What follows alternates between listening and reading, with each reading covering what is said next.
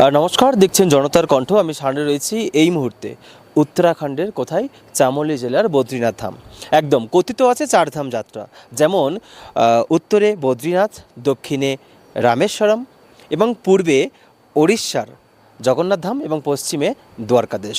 সেই চার ধামের মধ্যে অন্যতম ধাম হচ্ছে বদ্রীনাথ ধাম। প্রতি বছর বহু যাত্রী, অর্থাৎ এপ্রিল মাসের শেষ ভাগ থেকে নভেম্বর মাসের শেষ ভাগ পর্যন্ত খোলা থাকে এই 6 মাস এই মন্দির, অর্থাৎ এই চারধাম যাত্রার কিন্তু একটা সুনির্দিষ্ট সময়। বহু তীর্থযাত্রী কিন্তু এই সময় এই চারধাম যাত্রা করে থাকে।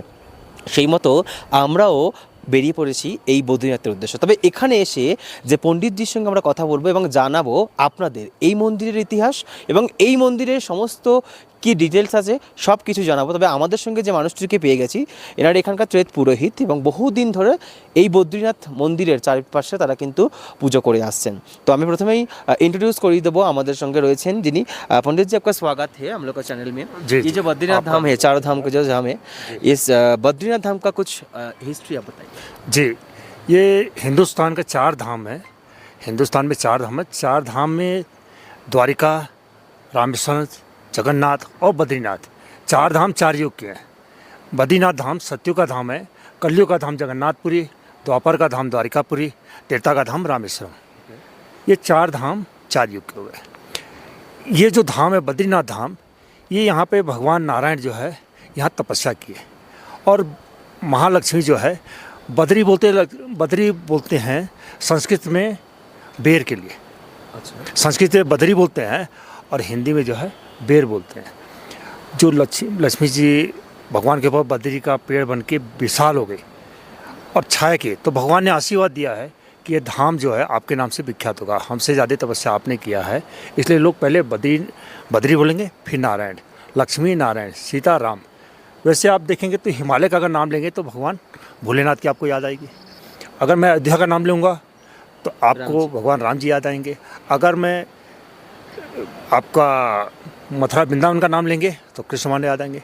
तो अब प्रश्न ये होता है कि इसको भगवान नारायण की भूमि कैसे हो गई। जी, तो हिमालय कैलाशपति भोलेनाथ का है, तो यहाँ नारायण की भूमि कैसे हो गई, और यहाँ के लिए बद्रीनाथ क्यों कहते हैं। तो यहाँ पे सभी लोग तपस्या किए, हिमालय में सभी लोग तपस्या किए। तो एक ब्राह्मण भी घोर तपस्या यहाँ किया, तो भगवान भोलेनाथ प्रसन्न हो गए और उन्होंने बोला कि आप हमसे 2 वरदान मांगिए। तो उसकी दुर्मति हो गई, कोई यश मांगता है, कोई वैभव मांगता है, कोई मोक्ष मांगता है। उसने मांगा कि हमको सहस्त्र माँ दे दीजिए और हमारी मृत्यु न हो।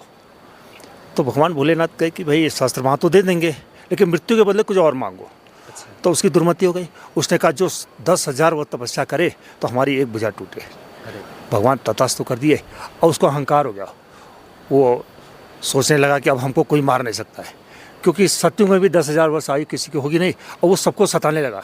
तो सभी जो ऋषि मुनि थे वो भगवान नारायण जी शरण में क्षीर सागर गए।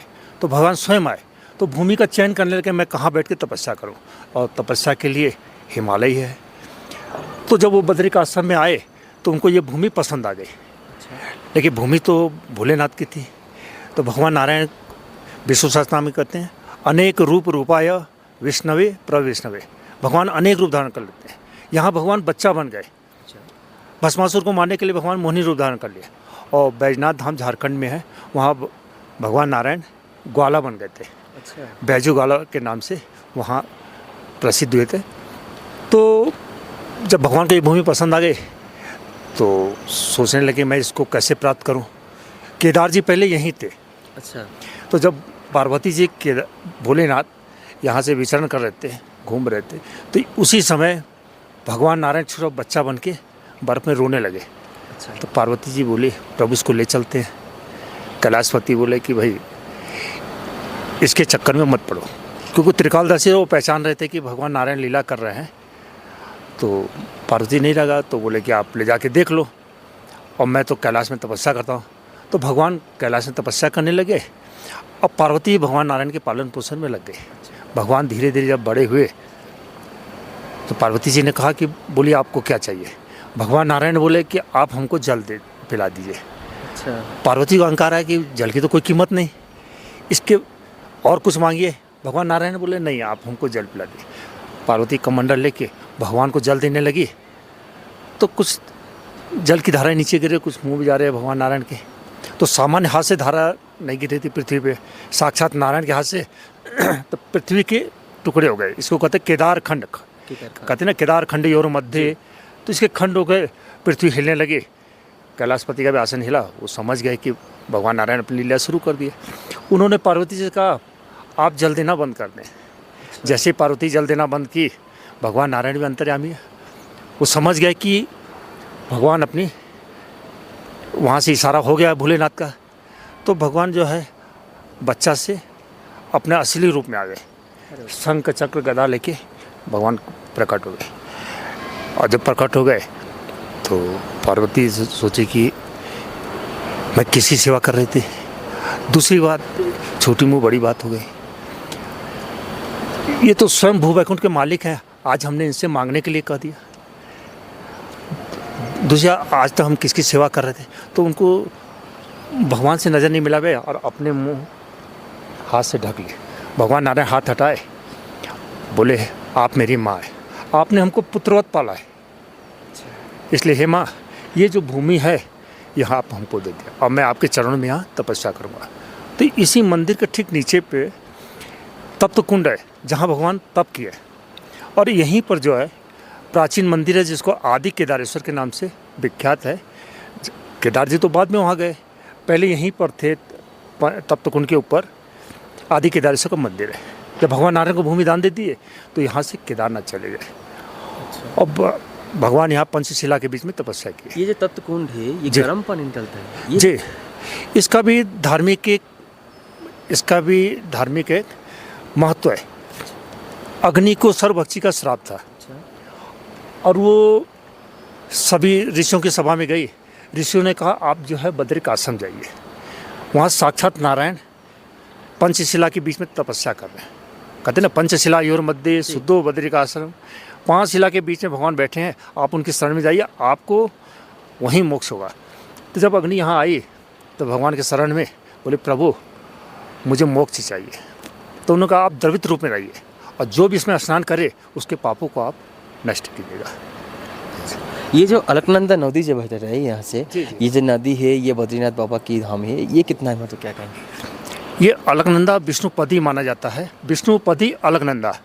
ये यहाँ से आपका 3 किलोमीटर माना गांव है और माना गांव से 5 किलोमीटर वसुधारा है और वसुधारा से कुछ किलोमीटर पे आपका अलकापुरी है, राजा यक्ष की भूमि है, कुबेर वहाँ के राजा है। और क्या कहेंगे जो तीर्थयात्री इस साल आएंगे ये यात्रा के लिए, और अभी जो पहलगाम में जो घटना हुआ है, अमरनाथ तीर्थयात्रा के बहुत मुश्किल है, लेकिन तीर्थयात्री लोग कोशिश कर रहे हैं अच्छा से हो यात्रा कर, क्या कहेंगे? जी, इससे कुछ प्रभावित तो हुआ है, यात्रा प्रभावित हुई है। अभी जो यात्रा चल रही है वो पुष्कर, सरस्वती पुष्कर चल रहा है। ये इसमें साउथ के ही लोग ज़्यादा आ रहे हैं और जो बॉर्डर इलाके के जो लोग हैं, जैसे जोधपुर है, आपका जैसलमेर है और बाड़मेर है, आपका इधर गुजरात है, तो इधर के लोग अभी बहुत कुछ लोग भयभीत हैं अपने घर से यात्रा निकलने में। दूसरी बात ये है कि कुछ लोग जो कुंभ में गए तो उनका जो बजट था कुछ कुंभ में खर्च हो गया, इलाहाबाद कुंभ में। तो इससे बिहार और जो इलाके के लोग हैं, लगता है कि यात्रा कुछ कम होगी। ये 6 महीना आदमी यहाँ रहते हैं और 6 महीना बाद कहाँ चले जाते हैं? यहाँ पर पहले से पौराणिक धार्मिक जो बना है नियम, तो यहाँ 6 महीने नर लोग वास करते हैं, 6 महीने देवर्षि नारद जी ही यहाँ पुजारी होते हैं। जैसे 6 महीने हम लोग मनुष्य लोग यहाँ के पुजारी होते हैं, तो यहाँ 6 महीने देवर्षि नारद जी यहाँ पुजारी होते हैं। जो पहलगाम में जो घटना हो गया जो तीर्थयात्री के ऊपर, अभी अमरनाथ यात्रा के लिए बहुत लोग घबरा रहे हैं, लेकिन आप क्या कहेंगे? असल में ये जो घटना घटी है इससे भी फर्क पड़ा है और जो युद्ध का जो संभावना बन रही है, बगल में चाइना तिब्बत है, तो इससे भी लोग भयभीत होते हैं और लोग बराबर फ़ोन आता है कि भाई इधर की स्थिति क्या है। जो यात्रा में लोग आ रहे हैं तो वो प्रभावित तो है। ये बद्रीनाथ धाम इतना महत्वपूर्ण क्यों है? ये यहाँ पर भगवान नारायण 2 रूप धारण किए। एक भस्मासुर नाम का राक्षस था, उसका वध करने के लिए भगवान नारायण को 2 रूप धारण कर रहा है। जैसे आप देख रहे हैं कि जहाँ पे भगवान नारायण की ये मंदिर है, ये आपका नारायण पर्वत हो गया और जो ये सामने जो पर्वत आपका दिख रहा है मंदिर के ठीक सामने अलकनंदा के उस पार, ये नीचे आपके अलकनंदा बह रही है, विष्णुपति अलकनंदा है, ये अलकापुरी से बह रही है। ये अलकनंदा अलकनंदा जी। और इसके उस पार यानी मंदिर के उस पार जो पर्वत है ये आपका नर पर्वत है। और हाँ, और जिस पर्वत में भगवान नारायण हैं इसका नाम नारायण पर्वत है। सतयुग में, द्वापर में ये कृष्ण अवतार है जहाँ भगवान नारायण की मूर्ति है, और उस पार वाला जो है वो अर्जुन है। अच्छा। इस प्रकार दो अवतार रखे भगवान नारायण भस्मासुर का, सहस्त्राबाहु नाम के राक्षस का वध किए। आप सारे तीर्थयात्री के लिए लास्ट में क्या कहेंगे, क्या मैसेज देंगे इस साल ये चार धाम यात्रा के लिए? जी, ऐसे भयभीत होने की कोई अवस्था नहीं है। उत्तराखंड बहुत शांत है और यहाँ पर जो तीर्थयात्री हैं सबका स्वागत है, हार्दिक स्वागत है। एकदम निश्चिंत होकर यात्रा करें। जय बद्री विशाल। आपका नाम क्या है? जी, आपका नाम? मैं अरविंद कुमार खंडूड़ी, तीर्थ पुरोहित बद्रिकाश्रम। जी, বুঝতে পারলেন, এতক্ষণ আপনাদের শোনালাম বদ্রীনাথ ধামের ইতিহাস এবং এরকম সুন্দর সুন্দর পৌরাণিক কাহিনীর জন্য আপনারা চোখ থাকুক জনতার কণ্ঠের পর্দায়।